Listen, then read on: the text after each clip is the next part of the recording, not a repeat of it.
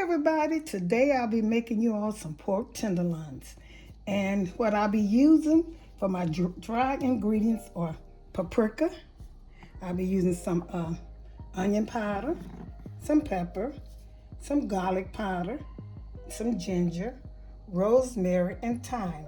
Okay, I'm gonna get that started. And then for the sauce, I'll be using some celery.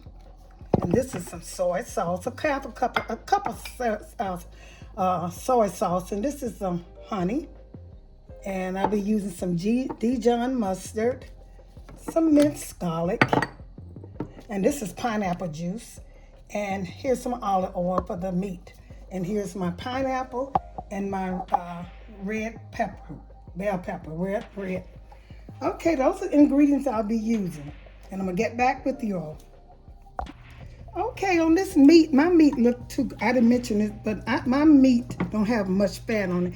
But if you got fat on, you have to take the fat off, because the fat make it tough, make it tough. So try to take as much fat off and that silver skin off as much as you can. I should have mentioned it, but I didn't have that much on mine, so that's why I forgot. Okay, I'm gonna start with the rosemary. I'm gonna put a teaspoon of rosemary in here. This is my dry rub now. I'm gonna put a teaspoon of thyme in here. I normally use fresh, but I went to the store, they didn't have it, honey. I would have to chop it up, but this is closest to fresh. Same as that. And some garlic. I'm gonna use the same amount of garlic, teaspoonful. This is gonna be kind of equal. I'm gonna put a little bit more garlic in there. Okay. I'm gonna put a little paprika in here, same amount, teaspoonful. And also some onion powder, same amount, teaspoonful. Just a little bit more. And a little pepper. And this is for my dry rub. I'm gonna rub all this, I'm gonna stir it up good, and I'm gonna put all this and here's some ginger, a little ginger. Put less ginger in here than I did that, about a half of this. So I'm gonna get ready, I'm gonna mix this together, and I'm gonna stir this up and mix it good together. And then I'm gonna put it on my meat, and I'm gonna let it tenderize for a while, for at least about 30 minutes. The best results probably is overnight. Letting it do overnight. But mix all your ingredients well. Some of this stuff, if you don't like it, you don't have to use all that stuff. Because normally I do not use dry seasoning. I always try to get fresh, but sometimes you don't have a choice. And it come out almost the same, but I'm just familiar with that fresh. So I'm going to take and rub all this in. I'm going to do both sides. Rub it in both sides. And I'm going to set this in the refrigerator when I get through. And make sure you use gloves. Definitely use gloves on this. Mash it in. Good. That's my stove preheating for 350, y'all. Because you set your stove on 350. So I'm going to mash this in. And you flip the side. Turn it over. How y'all been doing out there? The last video I did was some fried cauliflower, like fried rice. And my niece from Florida, she showed me her recipe, and I loved it, so I tried it. And I like mine too. I did a little different from how she did it, but it was still good. Thank you, Tanya. Okay, when you rub all this in, make sure you season the root good. And sometimes if you want to, you can take a knife and put little holes in it so it'll go in. And make sure you rub your meat good. Put it in the refrigerator. Try to get all this in there. If you think you don't have enough to make sure, you can add some more. Start back over, but I got enough. Now I'm going to set this in the refrigerator and let this marinate, and I'm going to get ready. After 20 minutes, I'm going to take and sear it with some olive oil or cooking oil, vegetable oil, but I'm going to use olive oil and sear it. Okay, then, get back with you. Okay, I'm ready to set in the refrigerator and marinate for about an hour. And so now I'm getting ready to sear it with some olive oil. You can use vegetable oil or olive oil, and I'm gonna use some olive oil. Put in here and let it get hot. Put some in here to cover the pan. I'm gonna let it get hot. And while my oil is getting hot, I'm gonna take and make my sauce for it. What I'll be using for the sauce, I've named it before, but I'll be putting some, while it's hot, I'll do this. This is some pineapple juice. Put a little bit in here. And also, I'll be putting some honey. This is honey. Cup of honey. About 2 cups of pineapple juice. And I'll be using some Worcestershire sauce. Put that in there. And some brown sugar. That's all you need in there. And I'm going to let this cook and get thick. And if I have to thicken it up, I'm going to use, if I have to thicken it up, I'm going to use some flour. Not cornstarch. Like I said, I'm not a cornstarch fan. I'll use some flour and water, and I'll show you all how to do that. So I'm going to let this get hot. Cut it on and let it get hot. Because this is going to go, and I'm going to put some, I have some pineapple, some red peppers, bell pepper, and some celery. I'm gonna put that in here and some pineapple in here when it gets hot and let it, cook a bit.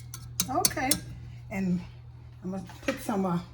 While this is cooking, my sauce cooking, I'm gonna put over my pork tenderloins. I'm gonna put some minced garlic in here. I prefer fresh, but I'm gonna go because fresh is kind of coarse.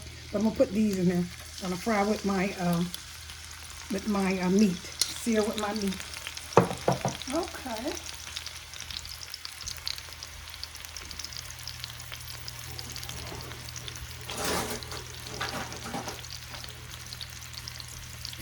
I had to leave the stove for a while, so this is getting hot. I don't want this to get too hot. So I'm gonna put my meat. Try not to let it touch, but sometimes it's gonna touch. They say it gets tender, it gets tough when it touch. I don't know. Put that one in there. I'm gonna let this cook. Sear a while. And you're gonna sear the ends too. I'm trying not to let it touch. I don't know. Experts say that, but I never knew that works. So not letting it touch. Okay, I'm gonna let this cut it up. Let it sear a little bit on both sides till it get a certain look, and I won't stop it from touching. Okay, and I'm gonna get back once this cooked. Okay, y'all, done cooked. I'm gonna turn it over and look at it. See the desired brown I want. So that is how good that look, y'all. And make sure, I'm gonna turn it over and it'll do the same on this side. And make sure you take and do the ends too. You want it to sear, because that helps it better. When it's sear on the end, I'm gonna hold it up. I'm gonna let this cook, and I'm gonna take it. See, I'm gonna take it and do like this right here and cook the ends. But my ends are cooking, so I don't have to worry about it. And like I said, when you open that pork tenderloin, you're gonna do 2 pieces. It looks like it's 1 piece of meat, but it's 2 pieces stuck together. I forgot to mention that too. So when you open it, go get the pork tenderloin. If you got 2 pieces, they're stuck together. They're not stuck together, they're pushed together. So you'll have 2 pieces like this. Anytime you buy pork tenderloins, come with 2. So remember that. I'm gonna let this cook, and this cooking over here.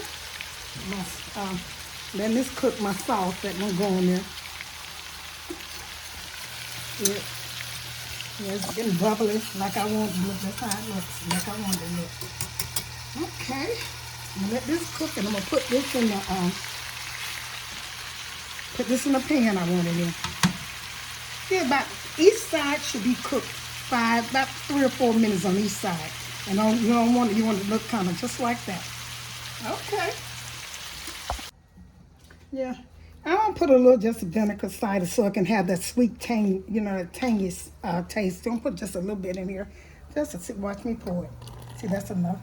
And I'm gonna put a little a Dijon mustard in here too, just a little bit. Get that little taste. You don't have to do now. This is optional, but this make it taste good to me. I'm just put a little bit. See, it's gonna come out. Let me see. Yeah, that's enough. I should have used a spoon, about a half a teaspoonful of mustard, Dijon mustard. So I'm gonna stir this up, and I'm getting ready to pour this in here. Be careful now, because it kind of putting it in the same skillet I used to sear my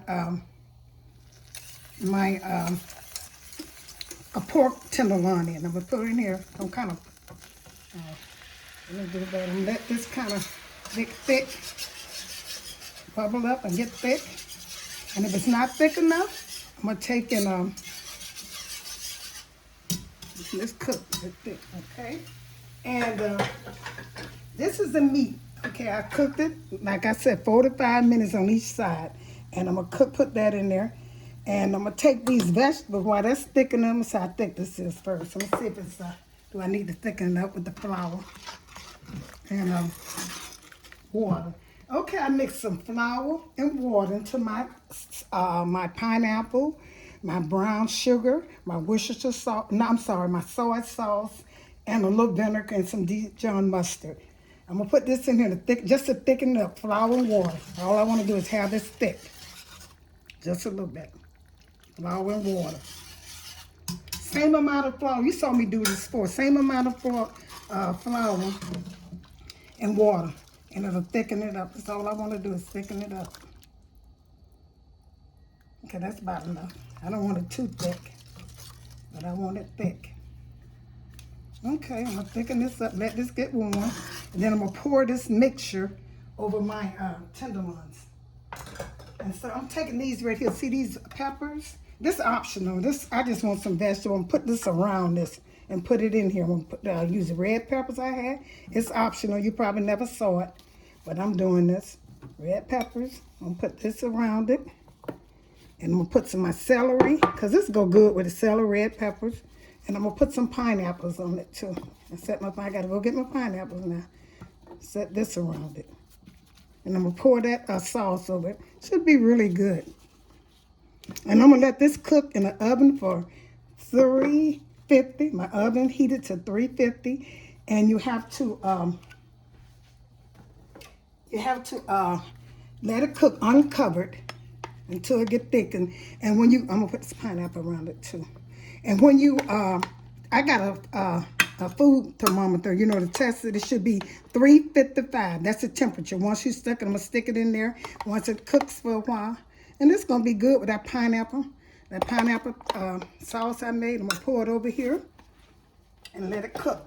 For at least about, you shouldn't cook tenderloins for at least about, I'll say 20 to 27 minutes, about 23 to 27 minutes. And you check your time, and I'm gonna pour this over here and let this cook on the side this is. Let's put this over in my meat, pour it in here and let this cook for a while. This is gonna be so good, y'all. Just try it. If you ain't never tried, just follow my instruction. Pour it over all of this mixture. Save a little bit because you want to save some for the finishing touch. So I'm gonna put this in here in the oven, uncovered for 23 to 27 minutes, uncovered. This is gonna be good. Okay, my oven is heated to 350, and like I said, about 23 to 27 minutes. That's all they're gonna take, because you're gonna check it as long as the temperature and the meat come, as long as it comes to 355, you're good to go. And it might not take that long, but just check it with your meat temperature thing. And this here's mine. I'm gonna put in, when you do it, put it in the fattest part of the meat and stick it in there, and it should register 355. Okay, I'm gonna get back with you all. I'm gonna clean up this. I'm gonna set this in the oven and get back with you all. Okay, y'all, see, it's been in the oven for about 20 minutes. I got a few more minutes. What I'm going to do now is I'm going to put that sauce on it so it can get that bubbly. You know how you have that bubbly look on it? Put that around it, around the vegetables and stuff. And I'm going to put it on broil for about two minutes. Maybe not longer than that. That is so good, y'all. This sauce, I mean, I did it. I just did it. I did it. I taste the sauce is so good. Y'all tune into my, look at my videos and help me. Go to my Teespring and my merchandise. Support me on there. So cute. I'm going to get one. And I'm going to wear me one and show you how they look, because I can't support it. But they look so good, the flour, and I did the flour. Okay, I'm gonna put this on I'm gonna put it on broil. The stove is set on broil, and put this in about 3 minutes. It'll be good to go. Don't that look good? Okay. Okay, y'all, I'm finished. Here's a finished touch. I'm gonna take this out. Oh boy, I'm gonna mess it up. Take this out and let it rest. This has to rest for about 10 minutes. Because if not, the juice will run out. You don't want it to dry out. So don't that look good, y'all? Here's the other one. I'm gonna let this rest for 10 minutes, and then I'm gonna take it and cut it, slice it for you, and show it to you. Okay, 10 minutes. I'll see you in 10 minutes. Okay, y'all, I sliced it. Here's my vegetable I put in a plate, and here's the vegetable that I'm gonna put around and eat with it. But this is so good, y'all. I like this part. See, that is so good. See how it look that cut so easy, so tender. Well, look how tender that is, and so good. Not dry. Taste is so good. That is delicious. No red in there. It's done, and it's tender. Just follow my directions, and you will get the same finishing touch. Okay. Thank you all for tuning into Mattie's Kitchen. I hope you all enjoyed my presentation. It is so good, honey. Try that pork tenderloin. Now make sure you get the tenderloin. And if you all haven't seen it, I did a video before this one. It was some fried cauliflower. It's like fried rice, but it's better and it's good for you. Low carb. It's very good for you. Please check that out. And tune in, like I said, tune into Mattie's Kitchen. Help me with go to Spring Tea and support me with my merchandise. And just every time I just share my videos with friends and family. I'm sure if they go by my instruction, they will never leave me. Thank you for tuning into Mattie's Kitchen, and have a great day.